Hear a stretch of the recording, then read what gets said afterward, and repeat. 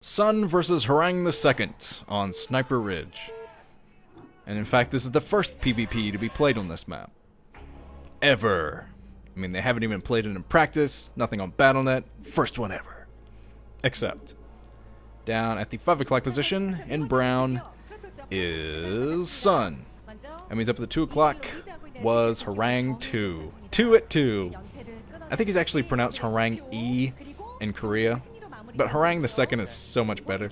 Anyway, he's up there at the 2 o'clock position, appropriately enough in yellow.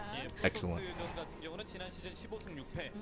So anyway, looking up the stats for these guys kind of surprised me. Both of them surprised me because, well, for Sun, I had this thing in my head that, oh, of course Sun is doing well this season. He's a great Protoss. And I think I thought that because Sun kind of made a name for himself at the end of last season of Proleague. That's when he was getting a lot of wins, showing a very high level of play. Nice hat. All that guy's doing it. He's doing viral marketing for Picari Sweat. I'm calling that one out. Anyway. Yeah, I thought, well, of course Sun is doing well. And then I looked up his stats, and it's 2 wins, 5 losses. Not very good record. Especially for a player like Sun, who's been so hyped up by his teams. Teammates are always saying that he was, oh my god. Yeah, I think alcohol was involved with that one. Anyway. Yeah, his teammates are always saying that Sun is one of the best players as far as practice games go, like in team rankings, like he is one of the best. That's what CJ used to say about Sky High too. And Sky High didn't show that until a Winners League final against Oz. But yes, Sun, he kind of showed his true power at the end of the last season of Pro League. But he has not been doing that well this season. So that's weird. And then I looked up Harang's stats, and that surprised me as well, because he has 3 wins and 4 losses. But his losses have been in PvP as well, and Harang has always been a PvP specialist. He is a Protoss sniper through and through. But he has lost a couple of critical games. One and a half, I commentated on his game against Jaehoon, and then the re-game of his game against Jaehoon. The first one was a draw, of course, and then he got stomped by Jaehoon, and he's lost a game against Best. So, yeah, it's just weird all around with these two guys. And they both have losing records, so they both have a lot to prove on the first PvP ever on Sniper Ridge. Someone's going to look that up and say, Nuke, you're wrong because of some untelevised game or something like that. But screw you, it's the first one ever. Saying it right now. And anyway, the observer's looking at the Kakaroo, just kind of flying around. There's another one. Hey, probe. Okay, so, Harang is protecting his choke with a Zealot. He's keeping that Zealot the perfect position. Let's hope it's the perfect position. In the choke, it looks like it is, to keep that probe scout away. He wants to hide something. He's going to be doing something crazy, and there's the probe trying to get in some particle beam shots on that Zealot. Freaking annoying probe. Sweet, hitting you with particle beams. So the probe's still trying to be annoying and find an opening. It might be able to find an opening if it keeps drawing that Zealot away like that. But okay, let's see what the guys are up to. I see the Dragoon range spinning for Harang, and the observer's kind of looking down at the base for Sun, and he also has his Dragoon range spinning. Very mirrored build so far. And there's the first Dragoon out for Harang. He's moving up to the high ground area just outside of his natural expansion to intercept the scouting probe, which is kind of smart. Trying to find the scouting probe, and Sun is doing the exact same thing. Very mirrored build so far. And there's the robotics facility coming down for both. Both are getting the robotics at the same time. And like I said, they both have a lot to prove. Since they both have losing records, first PvP ever on this map. Yikes. A lot of pressure, especially for Harang. Harang probably has the most pressure because if he loses this, SKT is going to win. Oh, he's building additional gateways, 2 additional gateways for Harang already. So he's going to do a lot of aggression to start this out with. The robotic facility is just not coming up for Sun, and I think that Sun's probably going to expand soon because he doesn't have a lot of additional gateways coming up or anything.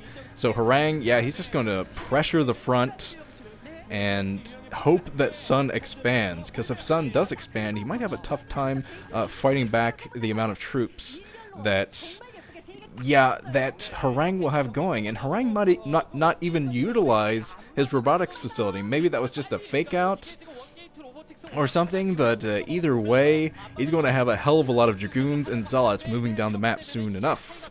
And Sun is not in the know as far as that goes. He was not even able to get inside the main with a scout earlier because of the Zealots on the choke. So Harang's done an excellent job of denying the scout completely. And he has his observatory out, so he's working up to that observatory. And that'll give him a nice view of the high ground area. So if he's trying to fight up a high ground, he'll have his observer in to help him out in that regard. So it seems that Harang has fought this game out quite well. He's going to get scouted soon, though. Yeah, by this probe taken down, but it did get the crucial information that Harang was moving down the map to this base, to the natural expansion. Here comes the observer as well for Harang. So if he's fighting the high ground, which, yeah, Sun backed off from the high ground, actually. He's moving out with his own observer. But, yeah, Harang's going to have way more troops soon, so Sun's got to make use of this. Fight back. Sun is doing excellent micro, in fact. He's picked off 2 Dragoons already. He's chasing down the Dragoons, fighting back from the high ground onto the low ground, so he's completely fighting back Harang's attack.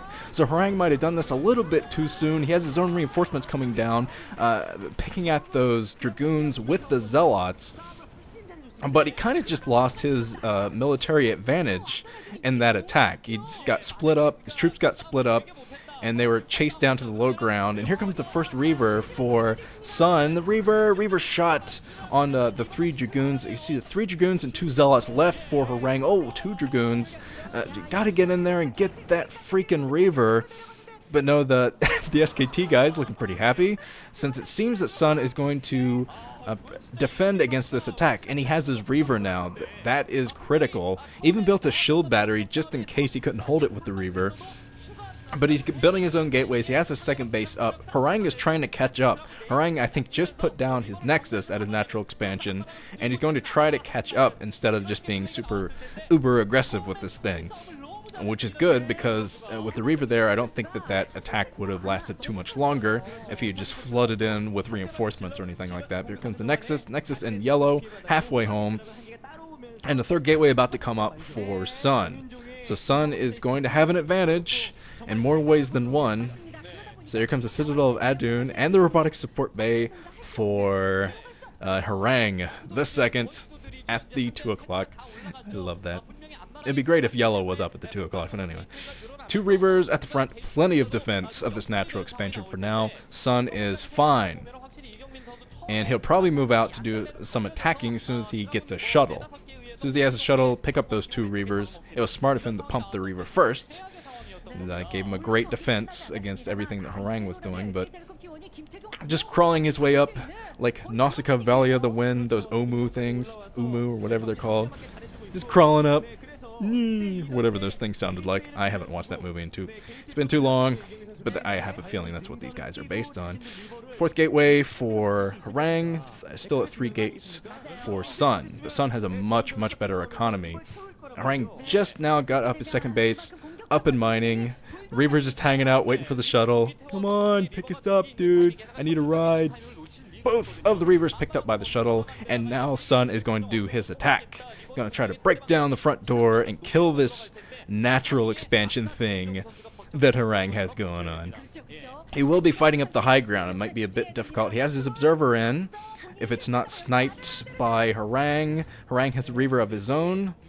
Both are on the low ground. Now there's the high ground area. 2 Reavers for Sun might make the difference. They can get those 2 Reavers in. Oh, I think it was an observer snipe. Thought it was going to be a shuttle there for a second. But here comes the Reavers. Oh, a Scarab on one of the Reavers. I know one of them got hit by the Scarab. It's Scarabs. 2 Scarabs get off from those 2 Reavers from Sun. He's going to lose his shuttle there, but I think he got plenty of damage. Yeah, plenty of damage. Even losing those 2 Reavers, he has plenty of Dragoons left to destroy the second base, and that second base will be destroyed momentarily. SKT guys looking happy again. They've been all smiles today. But, okay, 1 Reaver left. on the high ground. Oh, the reverse. That was a good reverse scarab, actually. Hit most of the Dragoons with that. But still not going to quite be enough.